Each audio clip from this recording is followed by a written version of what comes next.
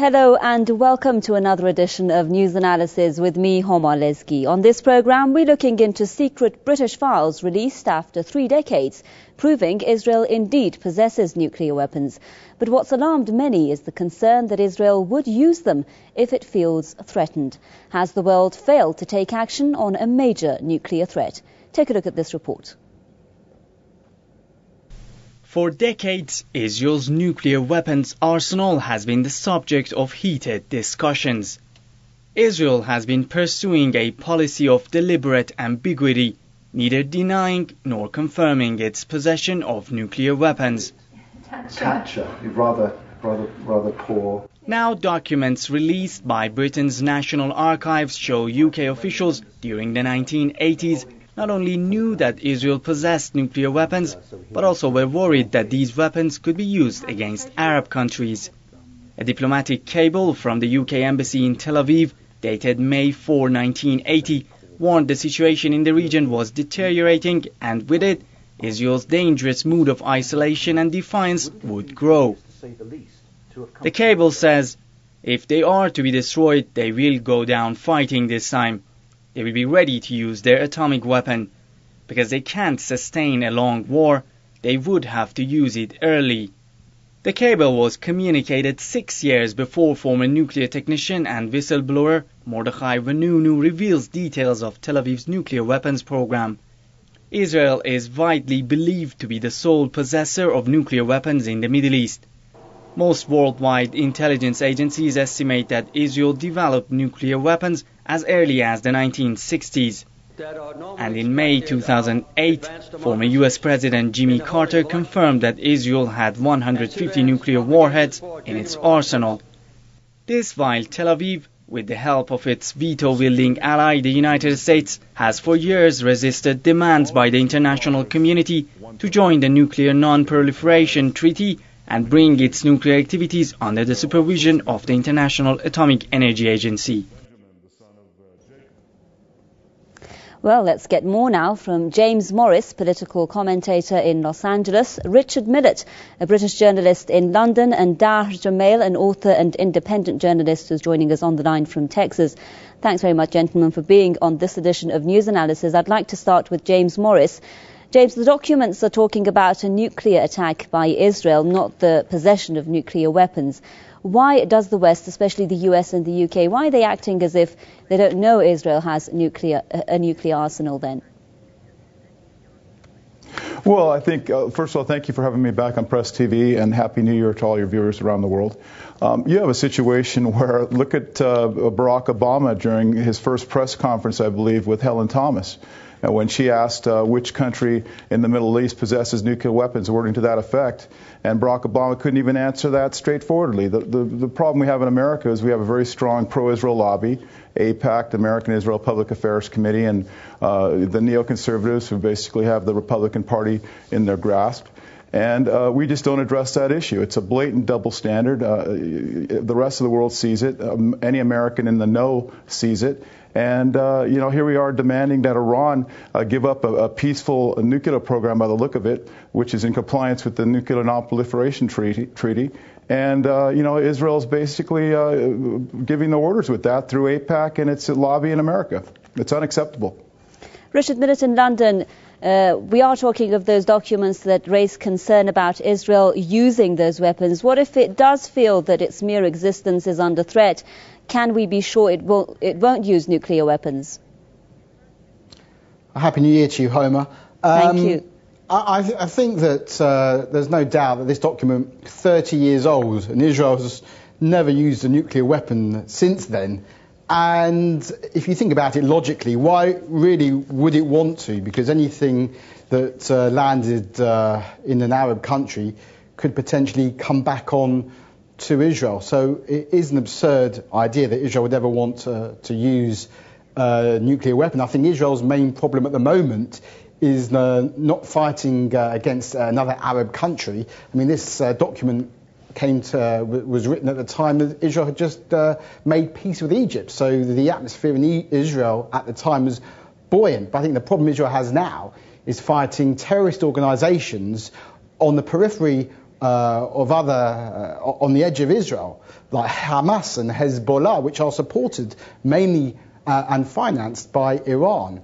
And Israel has to fight these organizations and take into account the civilians that Hezbollah and Hamas are fighting from within and trying to limit the damage to those civilians. And Hamas and Hezbollah don't seem to be too concerned about its own civilians suffering the consequences of their own attacks, Hamas and Hezbollah attacks on Israel. Right, speaking of the threats that are posed by Israel and the threats that are posed to Israel, Mr. Richard Millet speaking there. I want to bring in Dahr Jamail also on the line from Texas. Dahr, what do you think?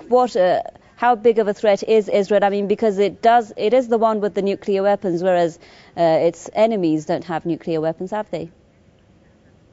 That's correct. I mean, specifically when we look at the threat of nuclear weapons, I mean, there's clearly a massive imbalance in the Middle East. Israel is, without a doubt, the only nuclear-armed country.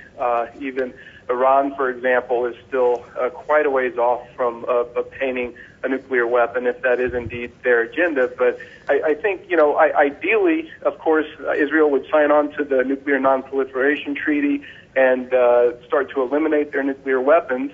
And I think that would be, in the interest of real security for the government and the people of Israel, to have a balance of power, to have a non-nuclear region. But, of course, we have the opposite. As James articulated so clearly, we have a U.S. government that wholeheartedly backs everything Israel does, whether it is the nuclear program or the proliferation of illegal settlements, going down a long list, and literally has a situation where the President of the United States, along with any other person in the Senate or Congress, when questioned directly about Israel and their nuclear program, literally will not talk about it whatsoever, or will just flatly deny that it even exists. So it is a really amazing situation. But I think one thing to keep in mind when we look at the security of the region in total for everyone there's been one consistent country that has been aggressive, that has been regularly violating international laws, and has been launching attacks on civilian populations in other countries consistently over the years, and that is Israel. Right, James, well, the documents show that Britain knew about this, the fact that Israel has nuclear weapons 30 years back, and it's been an open secret, so to speak, for the world as well. Yet what has been done to curb the threat? I mean, we were just hearing there Mr. Dahr saying that it hasn't signed the NPT, and Israel doesn't seem to be willing to sign the NPT for now. What has been done to curb this threat by the world?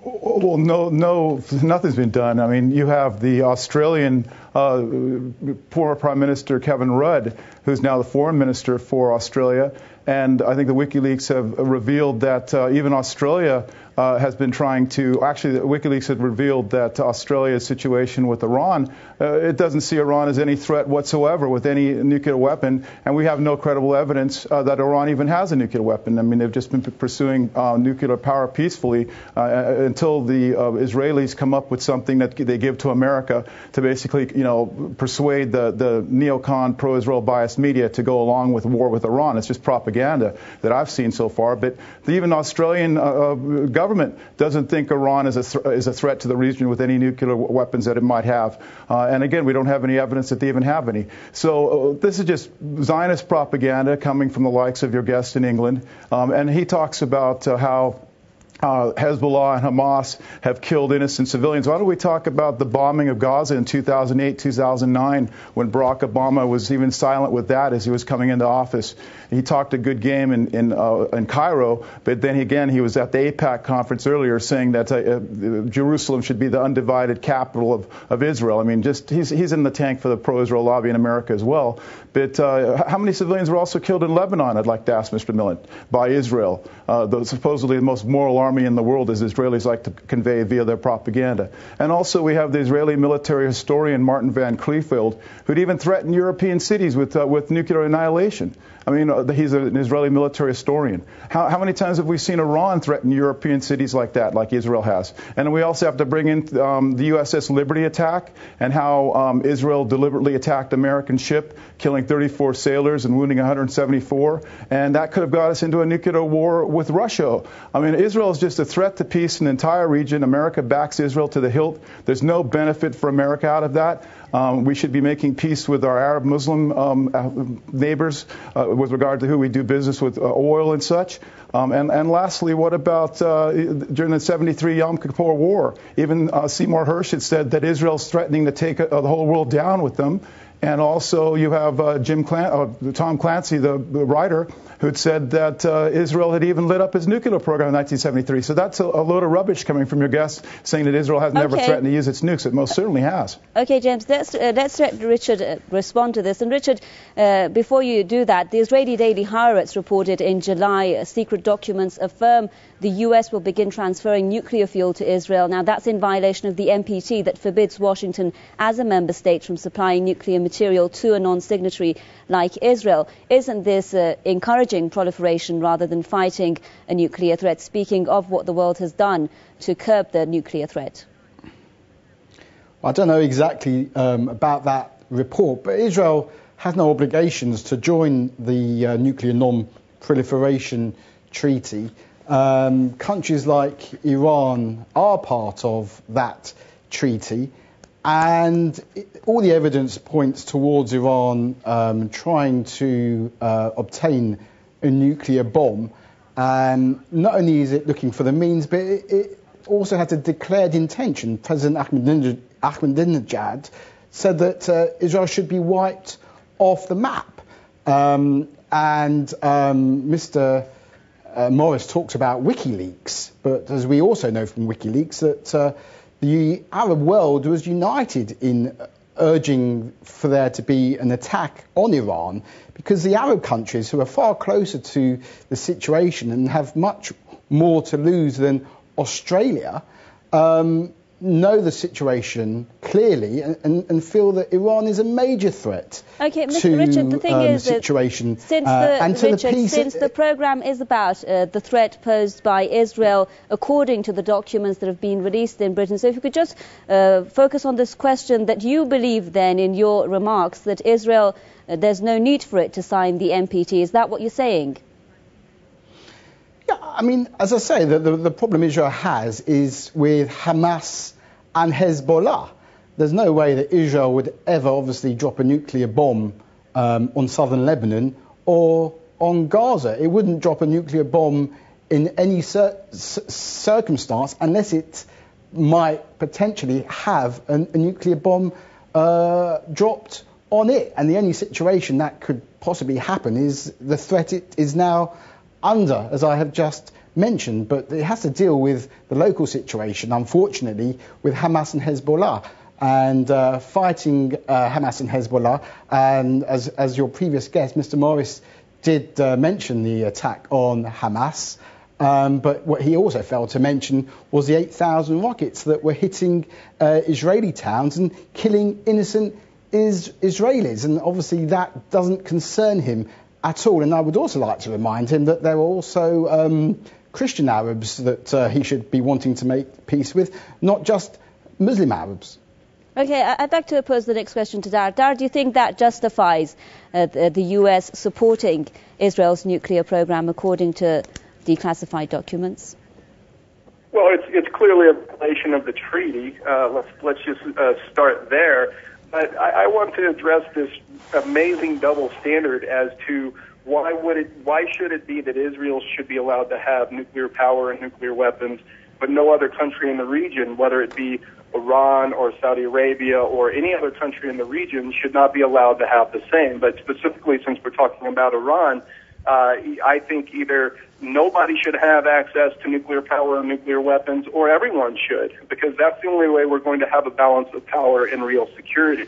As long as this gross imbalance of power persists, with Israel being the only nuclear-armed country in the region, Israel having one of the largest militaries on the planet, the largest fleet of F-16s outside of the United States of America, and, consistently over the years being the one main aggressor in the region, that it was Hamas who was abiding to the peace pact with Israel up to the outbreak of violence in late 2008 when Israel decided to launch a full-scale attack on Gaza.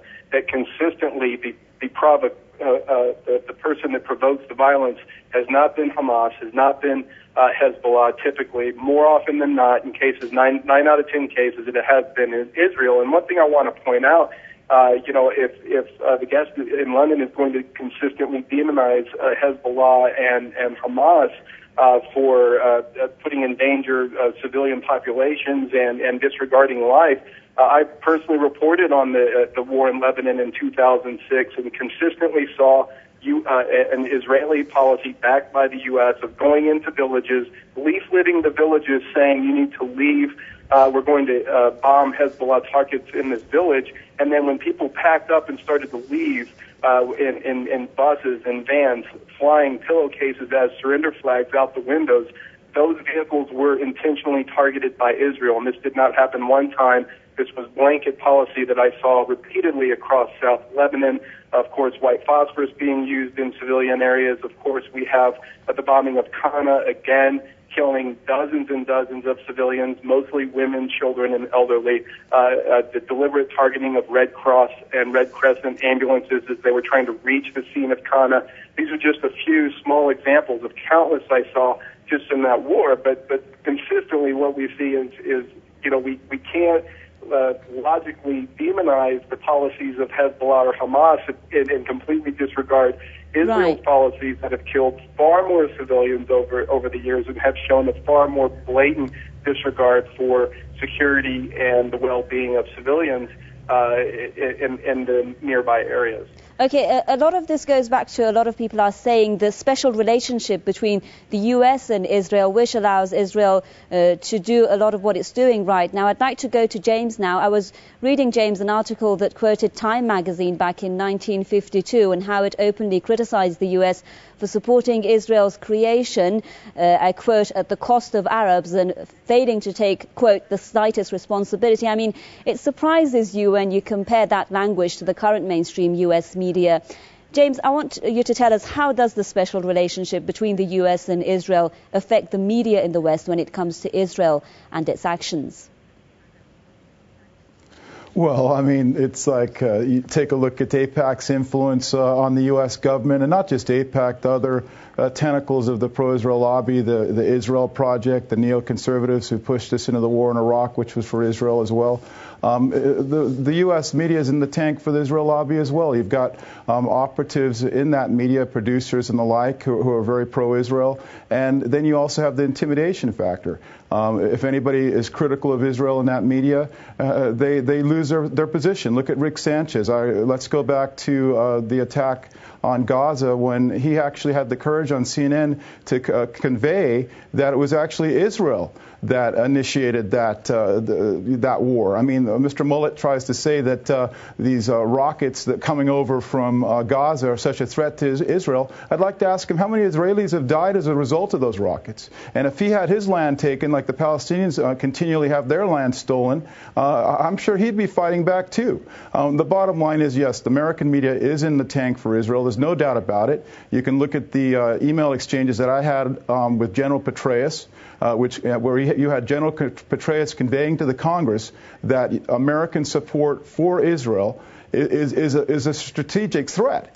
And we have to address that with regard to the Palestinian-Israeli conflict. And not one media entity in America covered that when he said this before Congress. And then you have the neoconservative Max Boot who played a role in pushing us into Iraq, again, a war for Israel, who's advising General Petraeus in Afghanistan, and we see this hardcore militaristic policy in a quagmire there. Yet there's no reporting on that. And similarly, PressTV will probably be the only media channel here, perhaps Al Jazeera English as well, and maybe Russia Today, who will report about this 1980s revelation about Israel threatening to use nuclear weapons. And let me just address a couple points, if I may, with regard to what Mr. Millet had said. He talked about the Arab leaders pushing for strikes in Iran. How unpopular, or how popular, I'd like to ask him, how popular are those corrupt officials and leaders of those Arab countries, Mr. Millet? Would you say that their opinions that they cowardly expressed privately through these WikiLeaks cables are reflected by the populations of their respective countries? I don't think so. Of course those Arab leaders are in the tank for America because they're selling a lot of oil to America. They're making a lot of profit. How much do they do to help the Palestinian resistance in Gaza and in the West Bank?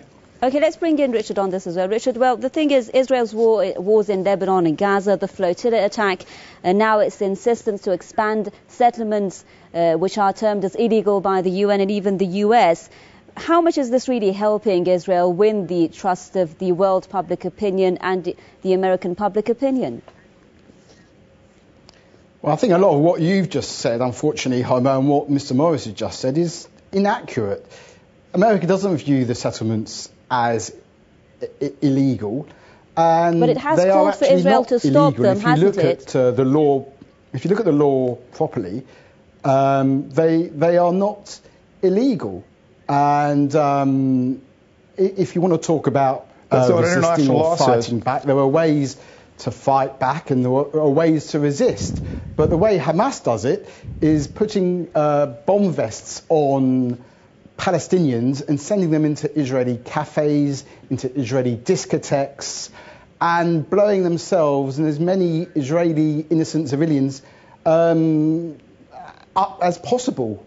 And that is the way Hamas resists, and that is the way Hezbollah resists, if you like to call it resisting. They target innocent people. They don't target the Israeli military. They target the Israeli civilians who are out to play, out for lunch, going out to a nightclub. I don't see any denunciations coming from either of your guests of those tactics by Hamas or Hezbollah, which is absolutely unbelievable. But it's something I've come to expect. And if you talk about America being pro-Israel, well then I guess, yes, it is, because most Americans identify with Israel. But if your guests would like to come to Europe, specifically to Britain, they would find a far different attitude to what is in existence in America. Okay, so the two forces are actually balancing themselves out. Yeah, let's bring this Dahr here as well. Dahr, when it was trying to pressure Israel to stop settlements, the US came up with economic concessions. Israel rejected even a 3-month temporary freeze. Richard there referring to the settlements issue. When it comes to the US-Israel relations, who is really calling the shots? Well, clearly it's Israel, and it consistently every year for now decades, more than 2 decades straight, every year it comes up for vote in the UN about the legitimacy of the settlements and what needs to be done, and every single year the U.S. vetoes the more than 100 other countries who consistently vote for international law to be respected and enforced when it comes to the settlements. They are a clear violation of international law. This is not opinion. I want to cite specifically international law. And the guest in London, I'm sorry, but I just doesn't seem like you're really living in reality. If we talk about who is responsible for more civilian deaths, again, I'll just cite the war in Lebanon in 2006. In that war, more than 1,300 Lebanese civilians were killed and less than 200 Hezbollah fighters.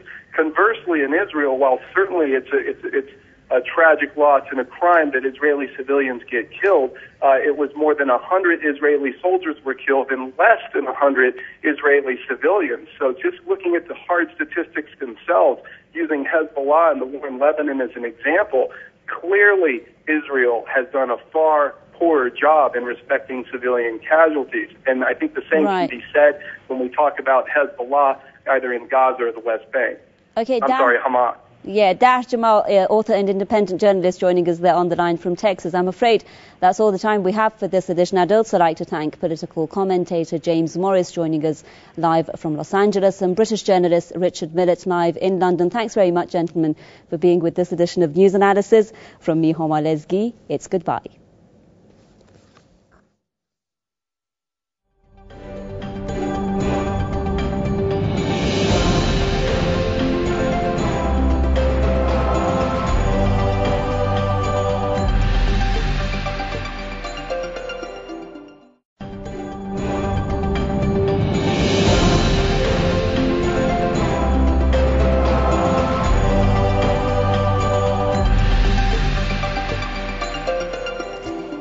Hello and welcome to another edition of News Analysis with me, Homa Lesgi. On this programme, we're looking into secret British files released after 3 decades, proving Israel indeed possesses nuclear weapons. But what's alarmed many is the concern that Israel would use them if it feels threatened. Has the world failed to take action on a major nuclear threat? Take a look at this report. For decades, Israel's nuclear weapons arsenal has been the subject of heated discussions. Israel has been pursuing a policy of deliberate ambiguity, neither denying nor confirming its possession of nuclear weapons. Rather poor. Now documents released by Britain's National Archives show UK officials during the 1980s not only knew that Israel possessed nuclear weapons, but also were worried that these weapons could be used against Arab countries. A diplomatic cable from the UK embassy in Tel Aviv, dated May 4, 1980, warned the situation in the region was deteriorating, and with it, Israel's dangerous mood of isolation and defiance would grow. The cable says, if they are to be destroyed, they will go down fighting this time. They will be ready to use their atomic weapon. Because they can't sustain a long war, they would have to use it early.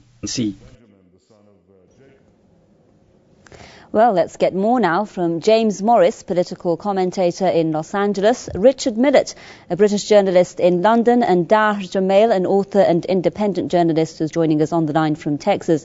Thanks very much, gentlemen, for being on this edition of News Analysis. I'd like to start with James Morris. James, the documents are talking about a nuclear attack by Israel, not the possession of nuclear weapons. Why does the West, especially the US and the UK, why are they acting as if they don't know Israel has a nuclear arsenal then? Well, I think, first of all, thank you for having me back on PressTV, and Happy New Year to all your viewers around the world. You have a situation where, look at Barack Obama during his first press conference, I believe, with Helen Thomas.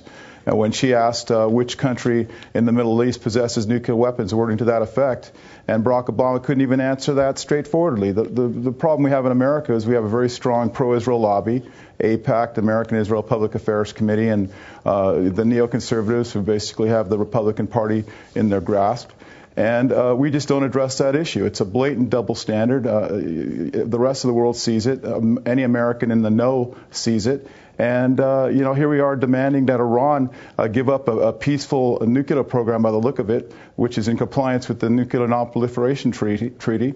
And, Israel's basically giving the orders with that through AIPAC and its lobby in America. It's unacceptable. Richard Millet in London, we are talking of those documents that raise concern about Israel using. The cable was communicated 6 years before former nuclear technician and whistleblower Mordechai Vanunu reveals details of Tel Aviv's nuclear weapons program. Israel is widely believed to be the sole possessor of nuclear weapons in the Middle East. Most worldwide intelligence agencies estimate that Israel developed nuclear weapons as early as the 1960s. And in May 2008, former US President Jimmy Carter confirmed that Israel had 150 nuclear warheads in its arsenal. This while Tel Aviv, with the help of its veto-wielding ally, the United States, has for years resisted demands by the international community to join the Nuclear Non-Proliferation Treaty and bring its nuclear activities under the supervision of the International Atomic Energy Agency.